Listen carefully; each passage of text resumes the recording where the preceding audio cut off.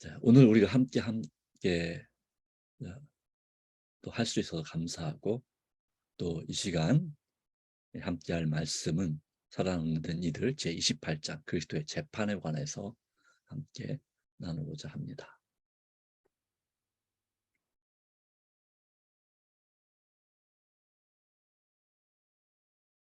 그리스도의 재판.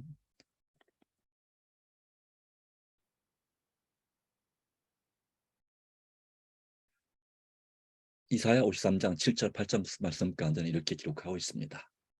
그가 곤욕을 당하여 괴로울 때에도 그의 입을 열지 아니하였으며, 마치 도수장으로 끌려가는 어린 양과 털 깎는 자 앞에 잠잠한 양같이 그의 입을 열지 아니하였도다. 그는 곤욕과 신문을 당하고 끌려갔으나 그 세대 중에서 누가 생각하기를 그가 살아있는 자들의 땅에서 끊어짐은 마땅히 형벌받을 내 백성의 허물 때문이라 하였으리요. 이사야 53장은 기원전 800년대 초에서 700년대 말에 그때에 기록된 그런 말씀입니다.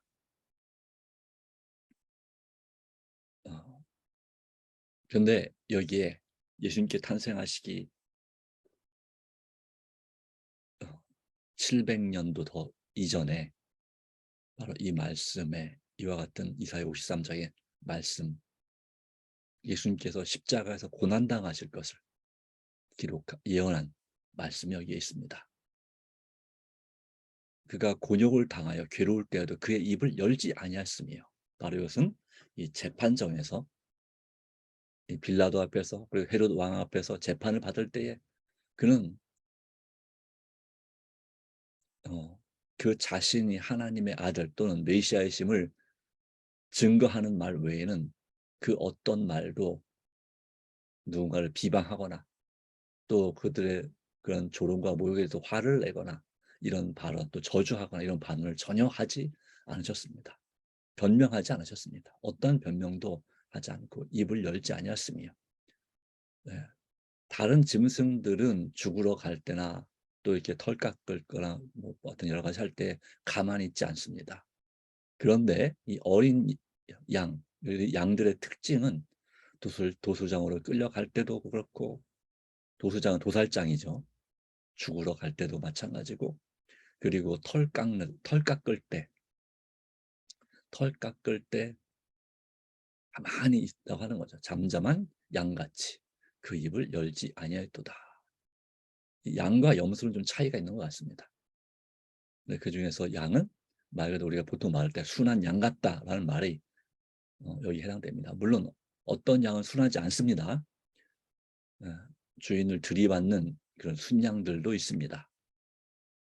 또 제멋대로 고집을 부리는 양도 물론 있습니다. 그러나 일반적으로 볼 때에 이러하다라는 모습을 우리에게 보여주고 있습니다. 그는 곤욕과 신문을 당하여 끌려갔으나, 그 세대 중 바로 서기 31년 예수님께서 고난받으시고 십자가에 돌아가시던 그 시대의 사람 중에 누가 생각하기를 그가 살아있는 자들의 땅에서 끊어짐은 마땅히 형벌받을 내 백성의 허물 때문이라 하였으리요.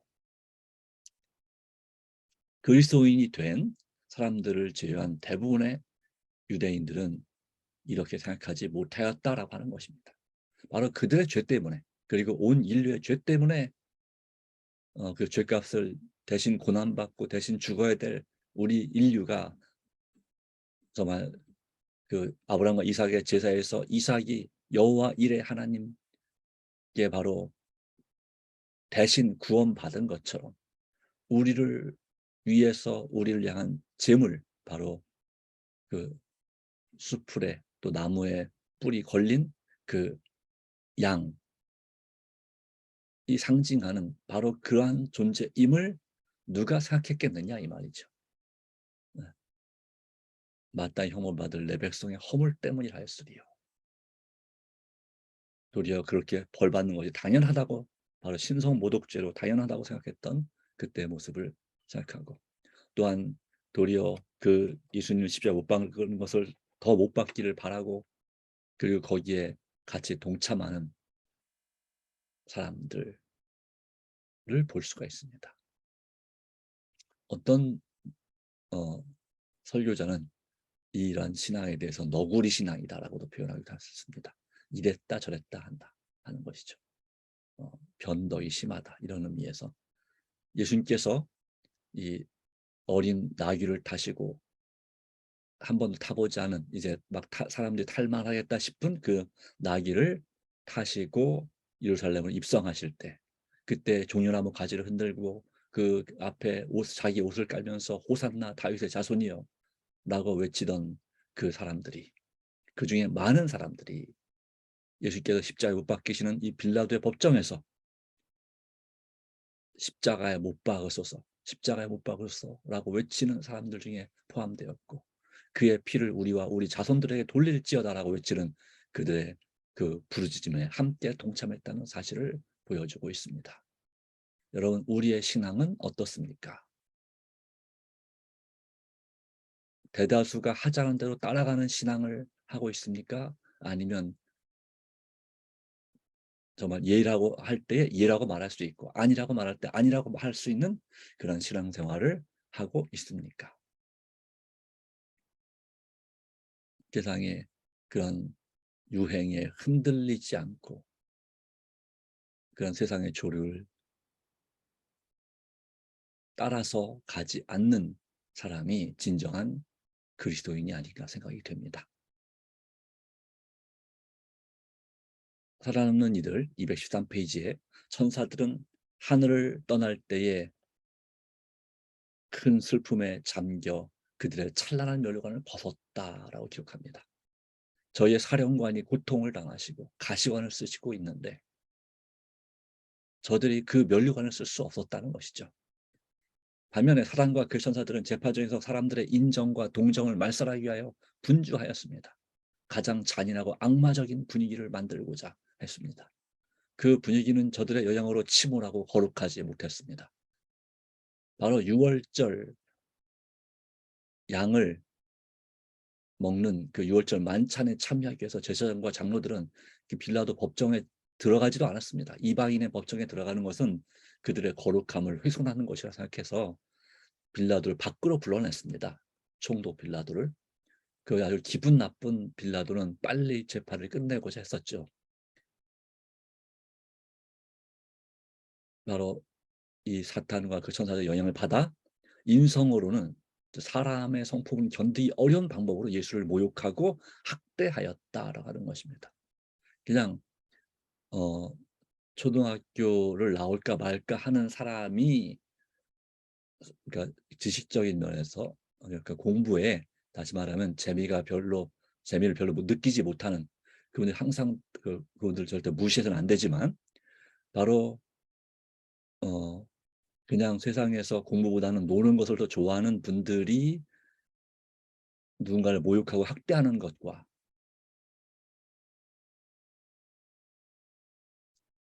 공부하는 것도 엄청 좋아하고 또 연구하고 하여튼 또 여러 가지 모든 일에서 사람들에게 정말 지혜롭다라고 생각하는 사람들이 누군가를 모욕하고 학대하는 것은 엄청난 차이가 있습니다.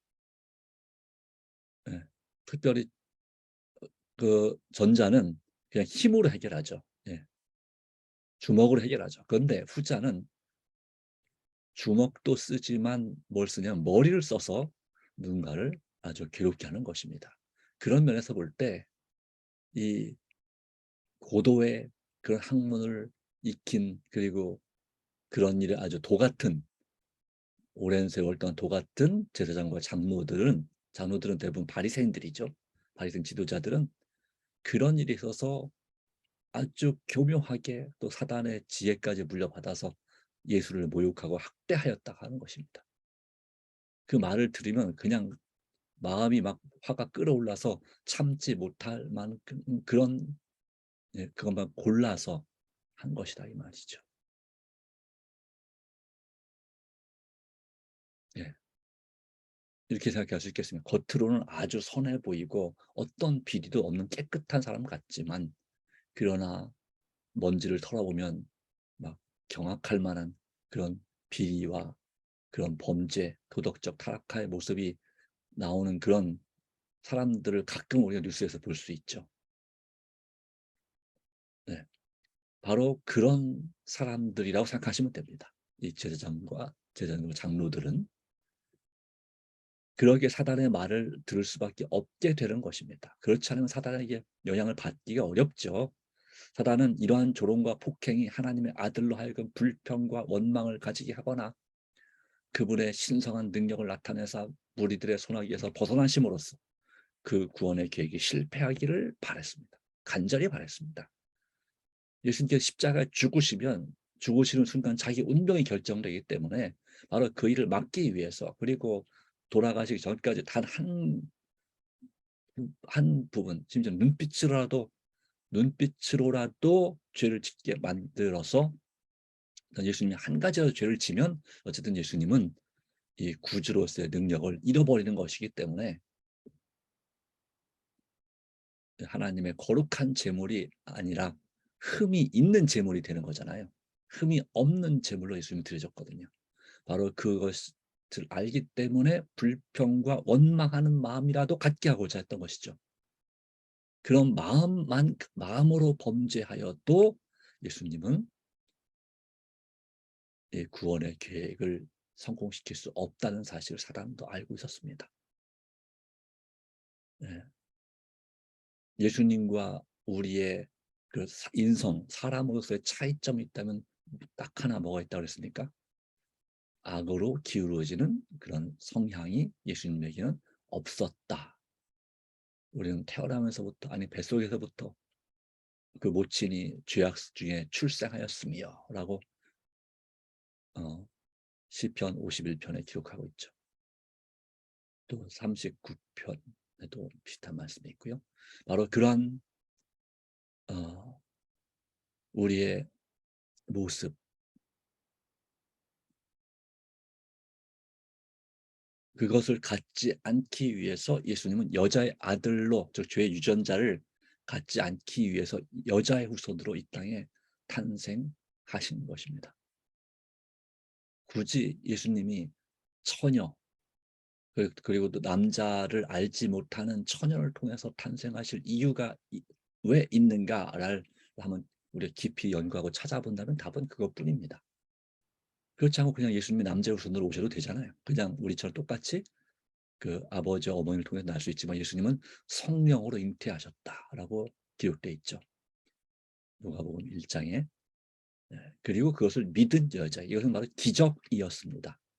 그래서 주님께서 그 기적이 가능함을 설명하시기 위해서 이 아브라함이나, 그리고 또 물론 이삭도 마찬가지였고요.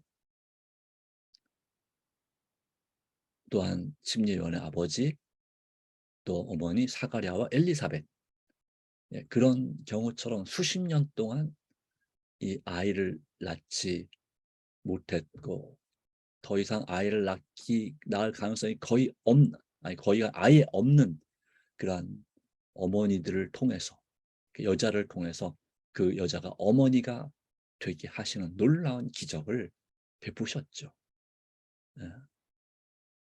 이 아브라함의 아내 사라, 그리고 이삭의 아내 리브가도 마찬가지였습니다. 리브가도 40세에 이제 이삭이 40세에 결혼했는데 60세죠. 20년 동안 자식이 없었어요. 그래서 이삭도 고민을 많이 했죠. 내가 태어날 때도 우리 어머니가 나를 낳았는데 정말 완전 포기했다가 하나님의 역사로 그 믿음으로 낳았는데 나도 내 자식을 낳는데 정말 이런 유전자를 혹시 타고난 게 아닌가. 네. 우리 집안은 마치 그렇게 생각했을지도 모르겠습니다. 그래서 그래도 20년 만에 야곱과 에서를, 또 에서와 야곱을 낳았죠. 네. 어찌되었든 하나님께서는 종종 이 시대에도 거의 포기했을 때 하나님께서 기도로 낳은 그런 아들, 딸을 허락하시는 경우가 종종 있습니다. 물론 그렇지 못한 경우도 있습니다. 어떤 이유인지는 모르겠지만 어떤 가정, 심지어 목사님들 부부 가정도 보면 자녀가 없는 가정들도 있는 거 여러분 아시죠? 예. 근데 요즘 시대는 자녀가 없으면, 또 있어도 뭐 입양이라도 할 수 있는데 옛날에는 그런 생각도 못했죠. 그리고 또 입양 조건이 점점 까다로워지고 있습니다.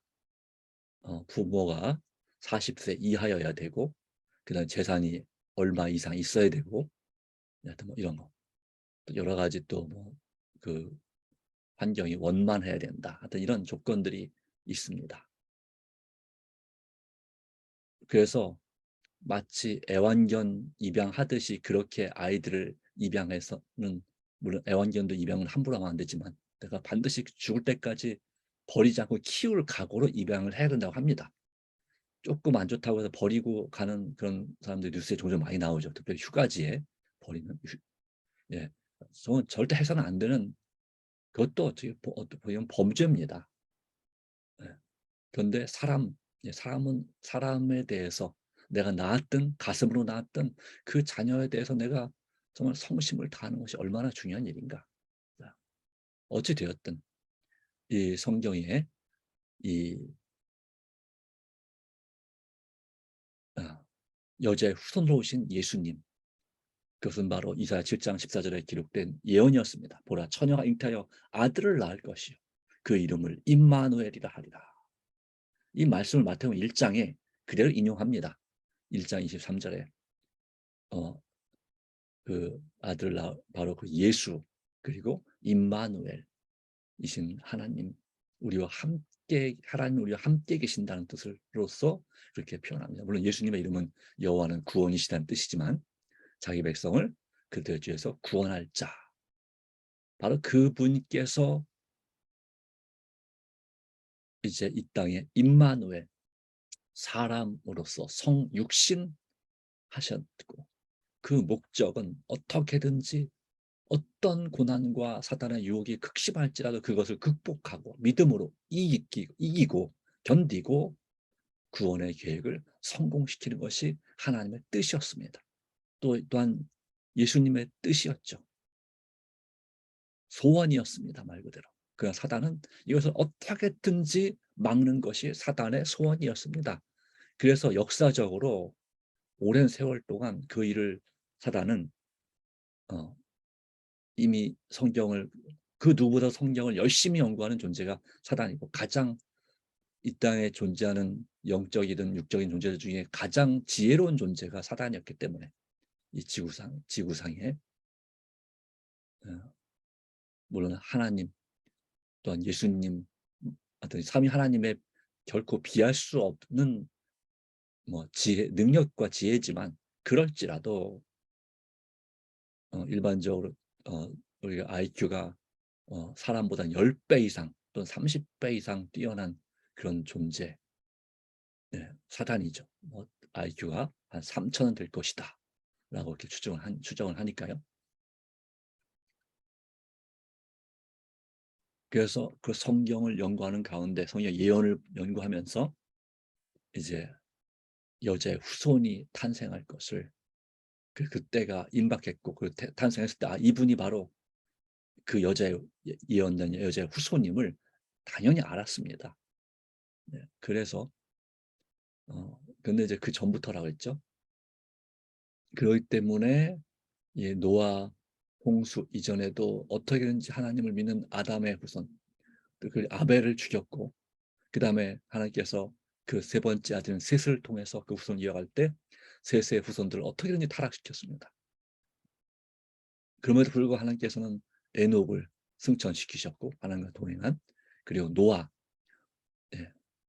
그러니까 노아도 아주 오랜 세월 자식이 없었습니다. 그 당시로 말하면 600세 된 500세 된 후에 셈과 함과 야벳을 낳았다.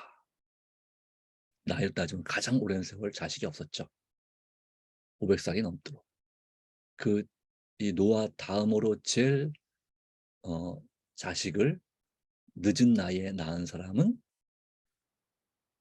무두셀라입니다.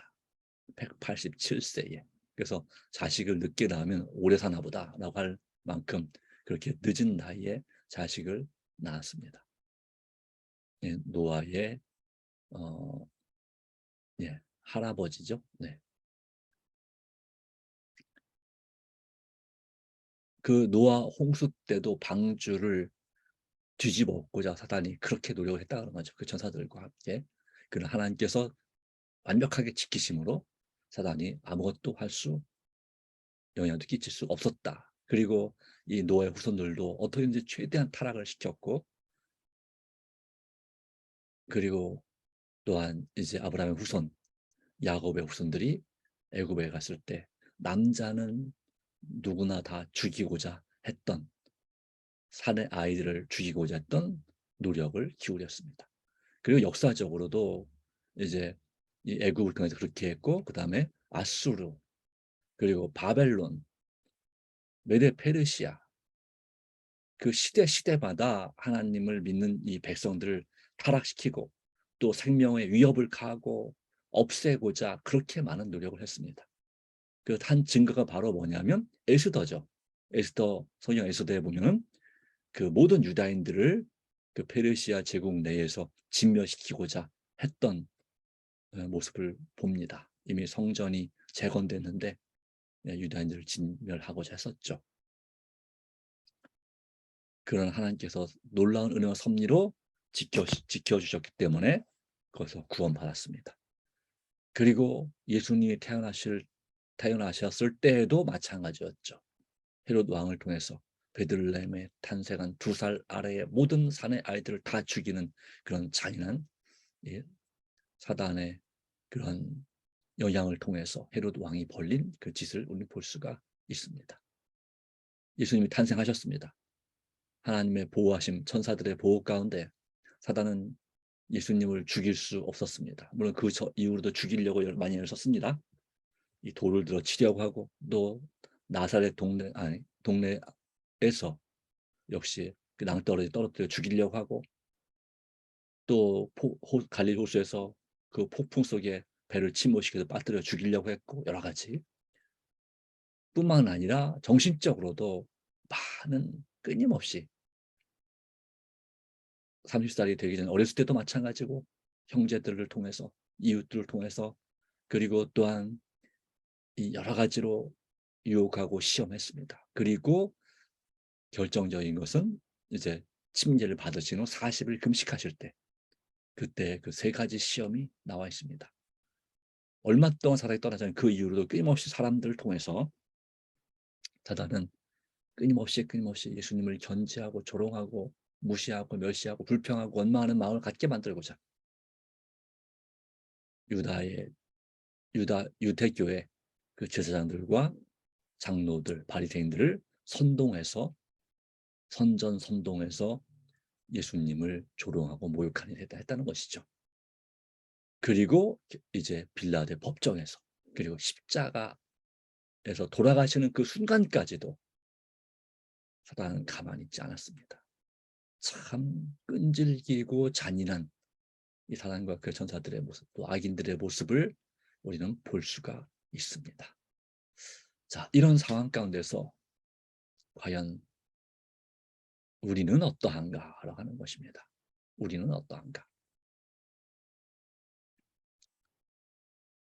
우리도 누군가에 대해서 때때로 시기하고 질투함으로 누군가를 모욕하고 학대하지 않는가?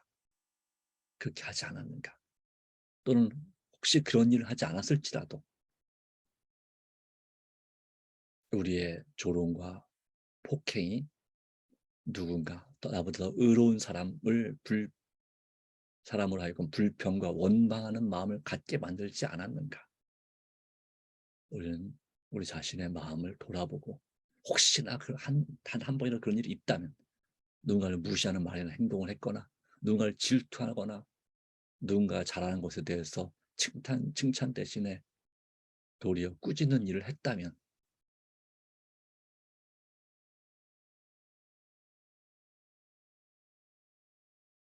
물론 내가 볼 땐 그것이 옳은 일이라고 생각될 수 있을지 모르겠으나, 나중에 지나고 나서 그것이 잘못이라는 걸 깨닫게 됐다면 우리는 진심으로 회개해야 합니다. 물론 여기에 지금 기록된 이 사람들, 제사장들과 장로들과 그들의 선동을 받아서 예수님을 모욕했던 폭도들이라고 불리는 그 사람들, 또한 이 빌라도의 법정에서 예수님을, 또 십자가에서 예수님을 조롱하고 모욕했던 사람들 중에 어떤 사람들은 진심으로 회개하고, 이제 오순절 소년 때 제자들이 성령 충만하면서 복음을 전할 때 회개하고 주님 앞에 돌아온 사람들도 있다고 하는 것입니다. 이런 이 사단의 강력한 책동에도 불구하고, 선전 선동에도 불구하고 그 가운데 역시 성령께서 아예 떠나셨는가? 아니라고 하는 것입니다. 성령의 임재와 돌보심이, 또 감동이 있었습니다. 이제 그다음에 나오겠지만 십자가에서 예수님께서 달려 돌아가실 때 그때의 한 백부장, 로마의 이 예수님을 사형시키는 것을 집행을 지도했던 로마의 백부장, 오늘날로 말하면 중대장, 그때는 그 장교가 그렇게 고백했죠. 심히 두려워하면서 이 사람은 진실로 하나님의 아들이었도다 라고 고백을 했습니다. 그 백부장이 구원받았는지 그렇지 못했는지는 알 수 없지만, 그러나 그렇게 우리는 하나님의 놀라운 역사를 볼 수가 있습니다. 또한 한편 강도, 예수님의 좌우의 강도 중에 한편 강도도 마찬가지죠. 그가 빌라델 법정에서 예수님을 처음 볼 때는 마음속 속으로는 놀랐지만 전혀 죄인이 아닌 그 모습에, 그러나 그는 처음에는 역시 예수님을 모욕하고 조롱했습니다. 십자가 위에서까지 그렇게 했습니다. 그러다 하나님 성령의 감동 임할 때 양심의 가책을 받았습니다. 한 강도는 그걸 양심의 가책을 무시했지만, 이 강도는 그 마음이 찔려서 하나님 예수님을 개인의 구주로 영접했죠. 그렇습니다. 가장 절망적인 순간에도 그 가운데도 희망은 있다고 하는 사실을 기억할 필요가 있습니다. 우리를 사랑하시는, 끝까지 사랑하시는, 그리고 어떤 상황에서도 우리의 죄를 용서하시고 감동주기 원하시는 하나님의 은혜에 우리가 굴복하고, 오늘도 우리 자아를 주님께 굴복하고 주님 안에서 믿음으로 설 수 있도록, 또 다시금 승리할 수 있도록 인도해 주시기를 간절히 바랍니다. 다 같이 머리 숙여 기도합니다. 하나님 아버지, 주시는 은혜, 돌보시는 섭리를 인하여 감사드립니다. 오 주님, 우리는 참으로 부족한 죄인입니다.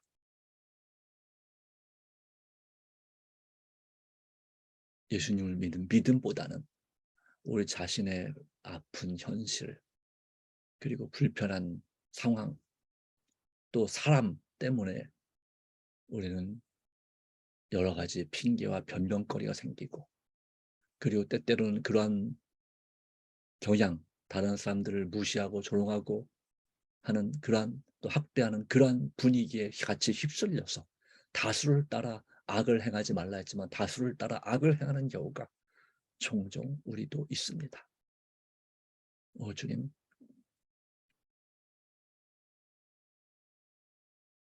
우리의 그러했던 죄를, 잘못을 생각하게 하시고 용서하여 주시옵소서.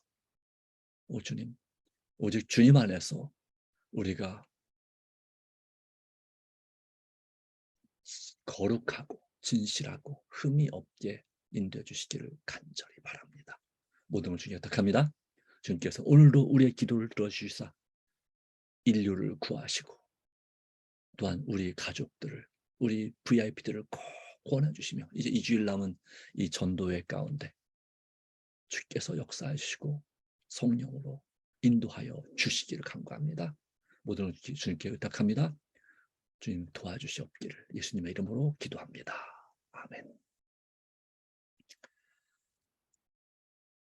예, 감사합니다. 하나님의 은혜가 오늘 여러분의 기도 가운데 크게 역사해 주시기를 간절히 바랍니다. 개인 기도로 새벽 기도를 마치도록 하겠습니다.